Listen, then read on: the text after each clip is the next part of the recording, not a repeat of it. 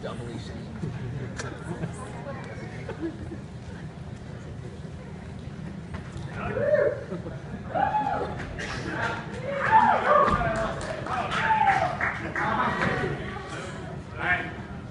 On. Okay, good. Alright, good evening everybody. My name is Alex Hoover. I'm still somehow the president of the class of 2015. So I just want to come and warm you guys up a little bit. I'm here tonight with my esteemed colleague, Mr. Uncle Scott Everett. You may, some of you may recognize us as the campus-renowned co-creators of the critically acclaimed Academic Wealth Center series. Thank you. But tonight, we're here for a little more serious discussion. That's right. Coming to you straight from the trenches of the operating room. And myself, right at the front lines of 5 North. We're here to give you just a little glimpse, a look behind the scenes into the life of a third-year medical student. That's right. Provide everybody here in 2016, 2017 with the necessary skills for surviving clerkship.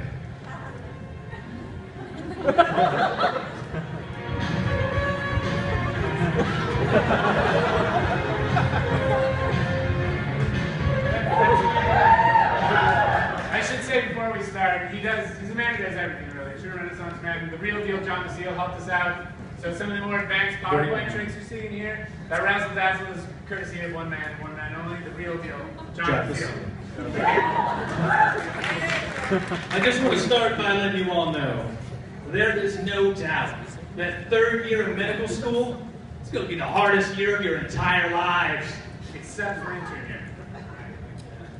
Probably the rest of the residency too, right? Pretty much all of the next 30 years are going to be pretty miserable. Anyways, you know, originally we wanted to give this talk before the second year Santa Claus show, but none of them responded to one of our emails. Because they seem like one of our audience, but we can get there. There it was. Okay. Yes. So we emailed them to get on. If you said we can get back to you in 3 years. But I will say though, I'll say something, and you know, you gotta admire that work ethic. I mean, they really hurdled over that amazingly low bar that our class set for them. Just look at them. We knew it. We may not have done well with kidney quiz. Still. But at least, we didn't ruin 50 years of Cornell tradition. Ouch. 64, that's one of my favorites. Exciting story, everyone. That was great. You know, no second year show. I mean, I bet poor Sandy Wilde is rolling over in his grave right now.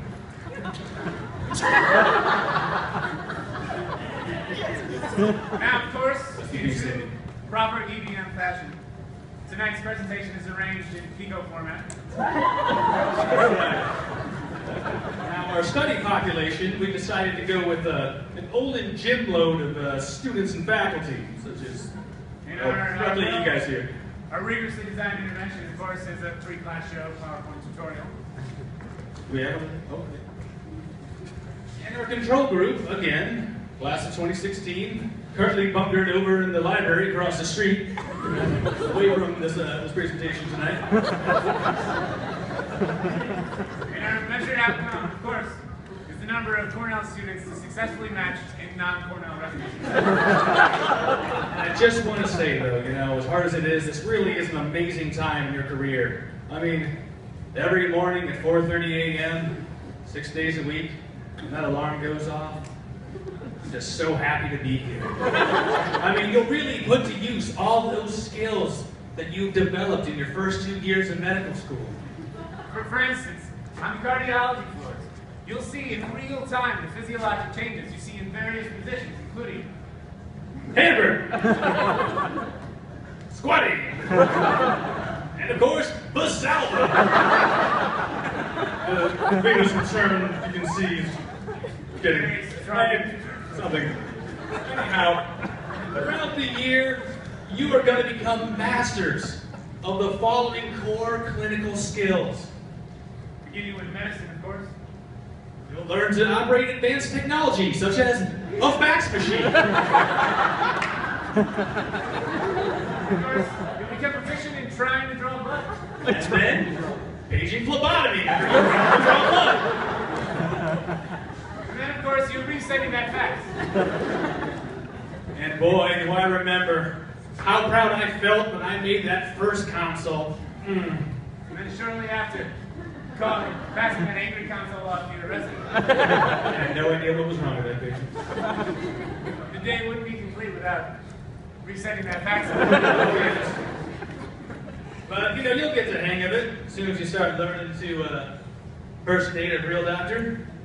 Alan Weinstein on the line. Connect me to medical records stack. That's my Alan Weinstein impression. I'm still working on that one.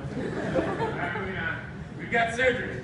Oh boy, surgery. Some of my favorite skills here, such as cutting string. I know you think, but you got the scissors, that several parts. The surgeon, he's holding it weird. Angles change. We get down to a lot of math, A lot of science. Be thankful for that math degree. That you got MIT. Engineering degree will come in handy there. I guarantee it. I'm like 10% on cutting string correctly. And what's that favorite skill that you really love doing? I mean, I've been practicing since I was a boy, but placing tube in penis. Oh, that's a wonderful skill. Wonderful skill to learn. You know when you put that tube in? When the work's done, you get back in there, you roll up your sleeves, you get that tube out of the penis. That's right. You know, and my favorite, some people think it's gut work, but my favorite task is always leading an off bypass coronary bypass. Wait, you do that? You know, you show up early, you stay late, eventually your team begins to trust you, and they let you do stuff. Plus, Dr. Eisman scheduled a round of golf, nobody else is filling in. I took over. Yeah, I knew I should have been there to pre-round. All right, anyways, moving on. You gotta learn the essential psychiatry skills. This is very important. First and foremost, arriving at 10 a.m. Don't worry, you'll be working for a while. Just in time to leave for 1 p.m. That was a... It's a rich learning experience. So next is our favorite rotation of all. This has always been a fan favorite. We love this one. We're talking about OB/GYN. Before anything else, you'll learn to lead during the pelvic exam. That's right. Gotta get them out of there. All right, and you know all the different tasks you must learn to do, all while not pissing off your residents. Somebody got to this presentation. Dr. Talbell, Alright. First, in parallel with your surgery rotation, you're not putting tubes in penis, but putting tubes in vagina, right? No. Get that tube out of the vagina. No, yeah.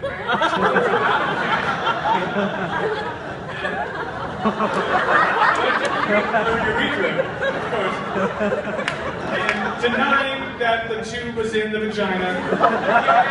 Now, opportunity is not as well. Right? I've seen you in the library for a while. What were you doing in there? It's a very academic rotation. You really need to keep up on the current literature. Luckily, with your library, you can get into all the high impact factor articles you're going to need to talk about. That's right. You can actually get these from your home weekend climb as well.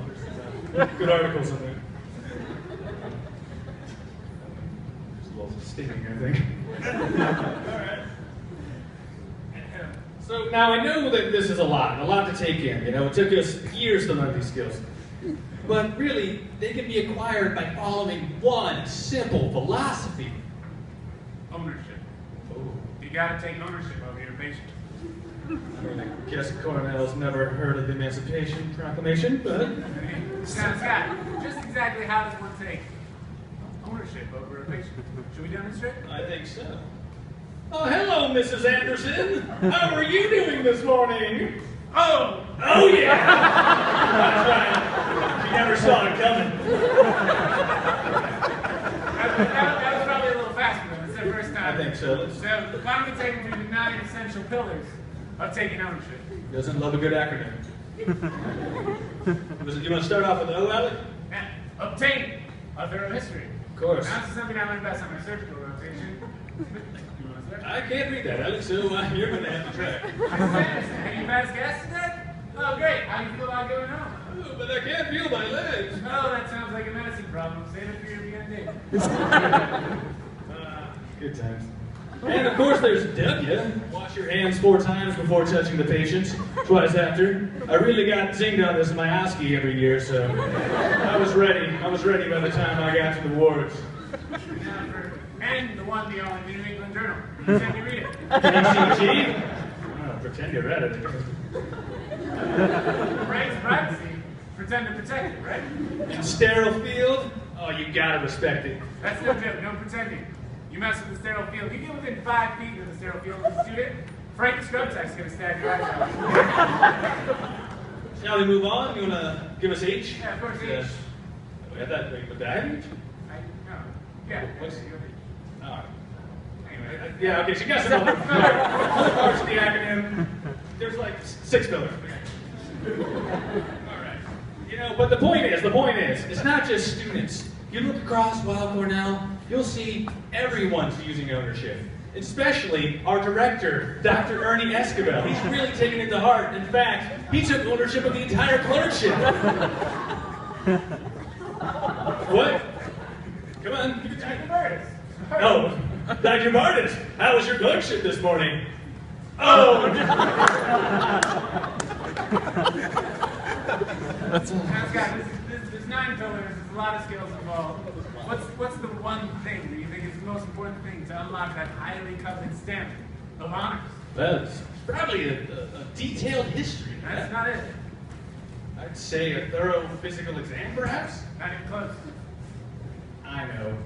Razor sharp clinical reasoning. Even colder, Scott. To really impress your residents, your attendings, the entire medical community, you need to discover. Alright. You're in a pastry chef. That's right. Oh, silly me. I accidentally made too many walnut brownies last night. Perhaps the residents and attendings can enjoy one as they fill out my evaluation form.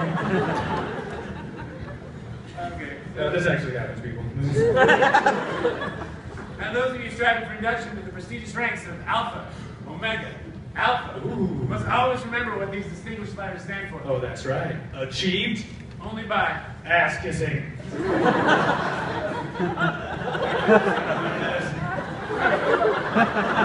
put your hands together.